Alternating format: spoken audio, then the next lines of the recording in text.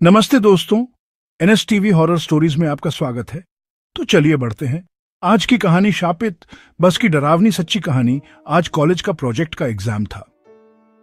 इसी वजह से कॉलेज से छुट्टी होने के बाद मुकेश को बहुत देर हो गई थी। जल्दी जल्दी कदम बढ़ाते हुए वह बस स्टॉप की ओर चल पड़ा, लेकिन शहर से गांव में जाने वाली बस जा चुकी थी। मुकेश का मन थोड़ा खराब हो गया था, लेकिन उसने सोचा प्रोजेक्ट का एग्जाम तो अच्छा गया, अगर कोई साधन नहीं मिलता तो शहर में ही रुक जाऊंगा। घर पर फोन करके उसने अपनी बस न मिलने की खबर बता दी थी। कुछ देर बस स्टॉप पर खड़े रहकर किसी साधन का इंतजार करते हुए काफी देर हो गई, लेकिन कोई साधन नहीं मिला। तब उसने एक होटल से अपना खाना पैक कराया और उस रात ठहरने के लिए कोई जगह ढूंढने की सोच ली। एक लॉज के बाहर पुराने कपड़े पहने हुए एक बुजुर्ग व्यक्ति बैठा हुआ था। उसके शरीर पर कुछ घावों के निशान थे जिनसे खून बह रहा था। आंखों के नीचे गहरे काले गड्ढे, होठों पर सफेद पपड़ी की परत और पेट धंसा हुआ। ऐसा लग रहा था जैसे बहुत दिनों से खाना न खाया हो। मुकेश ने दहशत की नजर से उसे देखा, लेकिन बुजुर्ग व्यक्ति मुस्कुराते हुए उसके पास आया और कहा, मुकेश, खाना दो। मुकेश ने एक बार तो उसे नजरअंदाज किया, लेकिन जब बुजुर्ग ने बार बार खाना देने के लिए कहा तब वह हैरान हो गया। उसे अपना नाम कैसे पता चला? बुजुर्ग ने उसकी दहशत को देखकर जोर से हंसते हुए कहा, मुझे खाना नहीं चाहिए। रोजाना तुम मुझे यहां आते जाते हुए देखता हूं। इस बस स्टैंड पर न जाने कितने लोग आते जाते रहते हैं, मगर तुमसे एक अजीब सा रिश्ता हो गया है। बुजुर्ग की बात सुनकर मुकेश को एक अपनापन सा महसूस हुआ और वह उसकी बात मानने को तैयार हो गया। बुजुर्ग ने कहा, क्या तुम आज ही अपने गांव जाना चाहते हो? मुकेश ने हां में सिर हिला दिया। बुजुर्ग ने कहा, अभी 10 बजे हैं, 11 बजे एक बस गांव की ओर जाती है। बस स्टॉप यहां नहीं है, लेकिन मैं तुम्हारे लिए उस बस को रोक दूंगा।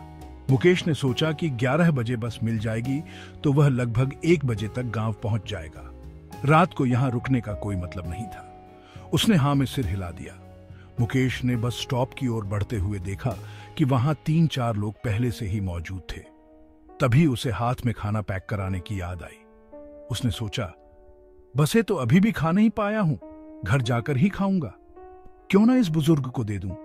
मगर जब वह बुजुर्ग के पास पहुंचा तो देखा वह वहां नहीं था। मुकेश को आश्चर्य हुआ कि इतनी जल्दी वह कहां चला गया। उसने सोचा कि 11 बजे जब बस आएगी तब उसे दे देगा। ठीक 11 बजे वह बस स्टैंड पर आकर खड़ा हो गया, लेकिन बुजुर्ग अब भी नजर नहीं आ रहे थे।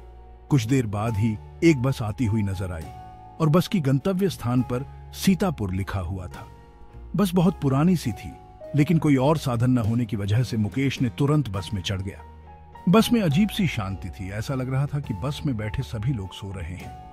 मुकेश ने एक खाली सीट देखकर उस पर बैठ गया। बस चलने लगी। रास्ता खराब होने के कारण बस में बहुत झटके लग रहे थे।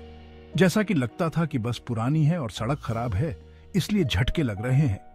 उसकी पास की सीट पर एक महिला बैठी हुई थी जो गांव की पारंपरिक पोशाक में थी। महिला की साड़ी उड़ी हुई थी और हाथों में चूड़ियां और चांदी के बड़े बड़े हार थे। मुकेश को यह देख हंसी आ गई कि आज के जमाने में इस तरह की पोशाक पहनना अजीब है। वह खिड़की से बाहर देखने लगा। ऐसा लग रहा था जैसे बस में बर्फ की सफाई कर दी गई हो। बस का तापमान काफी ठंडा था। उसे लगा कि खिड़की से आ रही ठंडी हवा के कारण ऐसा महसूस हो रहा होगा। उसने खिड़की बंद कर दी और अपनी आंखें बंद कर ली। कुछ देर बाद अचानक उसे लगा जैसे बस की छत पर कोई जोर से दस्तक दे रहा है। मुकेश ने आंखें खोलकर देखा तो वह घबरा गया। बस की सारी सवारी उसकी ओर घूर रही थी और उनकी आंखें लाल थीं। वे अजीब तरह की आवाजें निकाल रहे थे। महिला जो मुकेश के पास बैठी थी वह बस की छत से लटकी हुई थी। घूंघट हट जाने के कारण उसका चेहरा बहुत ही भयानक लग रहा था। सभी लोग इतने भयानक थे कि ऐसा लग रहा था कि वे सब मिलकर मुकेश को खा जाएंगे। डर के मारे मुकेश ने अपनी आंखें बंद कर ली। बस की छत से आवाजें और भी तेज हो गई। जब मुकेश ने फिर से आंखें खोली तो देखा कि उसके आसपास कोई भी नहीं था। सभी अपनी अपनी सीट पर बैठे हुए थे, लेकिन आवाजें छत से आ रही थीं। अचानक बस रुक गई और एक बुजुर्ग व्यक्ति उतर गया। मुकेश ने सोचा कि शायद इसका स्टॉप आ गया है। उसने देखने की कोशिश की कि इस समय कौन सा गांव आया है, लेकिन उसे कुछ भी नजर नहीं आया। बस घने जंगल के बीच रुकी हुई थी। मुकेश को थोड़ी हैरानी हुई कि इतनी घनी झाड़ियों के बीच बुजुर्ग व्यक्ति क्यों उतरा। बुजुर्ग के उतरने के बाद भी बस आगे नहीं बढ़ी। ड्राइवर बस को चालू करने की कोशिश कर रहा था, लेकिन कोई परेशानी आ रही थी जिससे बस चालू नहीं हो पा रही थी। मुकेश ने ड्राइवर की सीट की ओर देखा तो पाया कि वहां कोई नहीं था। ड्राइवर की सीट से बस चालू करने की आवाज आ रही थी। मुकेश के पूरे शरीर में झुरझुरी महसूस होने लगी। उसने बस में बैठे सभी यात्रियों की ओर देखा, लेकिन कोई भी बस के अंदर नहीं था। डर के मारे उसने कहा, सभी लोग कहां चले गए? अभी तो सभी यहां बैठे हुए थे। वह घबराया हुआ बस से उतर गया। जैसे ही वह बाहर आया, देखा कि वही बुजुर्ग व्यक्ति मुस्कुराता हुआ खड़ा है। उसने चीखते हुए कहा, तुम बस से क्यों उतरे? वापस बस में जाओ। मुकेश ने कहा, बस में कोई नहीं है और आप अचानक से यहां कैसे आ गए? बुजुर्ग ने कहा, मेरी परवाह मत करो, मैंने जो कहा था वही करो, नहीं तो तुम हमेशा के लिए इस जंगल में फंसे रहोगे। बुजुर्ग की बात सुनकर मुकेश फिर से बस में चढ़ गया। बस में सभी लोग फिर से अपनी सीट पर बैठे हुए थे। मुकेश डर के मारे अपनी सीट पर जाकर बैठ गया। बस चलने लगी। मुकेश ने डरते हुए खिड़की से बाहर देखा तो बुजुर्ग व्यक्ति जोर से चिल्ला रहा था, यह बस जन्म और मृत्यु के चक्कर में है, कई लोग इसके बीच में फंसे हुए हैं। यह बस केवल आधा रास्ता तय करती है और लोग भटकते रहते हैं। जैसे ही बस शुरू हुई, मुकेश ने समझाया कि उसे बस को इस घातक चक्र से मुक्त करना होगा। उसने डर के बावजूद खुद को संजीदा किया और पसीना पसीना हो गया। वह केवल अपनी आंखें बंद कर रहा और बस के गांव पहुंचने का इंतजार कर रहा था। कुछ देर बाद बस अचानक रुक गई।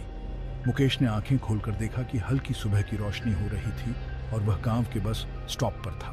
बस भी अब खाली थी। वह नीचे उतरा और सामने वही बुजुर्ग व्यक्ति खड़ा था। बुजुर्ग ने कहा, मुकेश, आज तुम्हारे कारण यह बस और कई लोग मुक्त हो गए हैं, धन्यवाद। मुकेश ने उसकी बात सुनकर मुस्कुराया। बुजुर्ग ने उसे आश्वस्त किया और फिर वहां से गायब हो गया। उसी समय बस भी अचानक हवा में गायब हो गई। उस दिन के बाद वह बस कभी भी नजर नहीं आई। इस कहानी में बस इतना ही। अगर आपको वीडियो पसंद आया हो तो वीडियो को लाइक और चैनल को सब्सक्राइब करना न भूलें। धन्यवाद।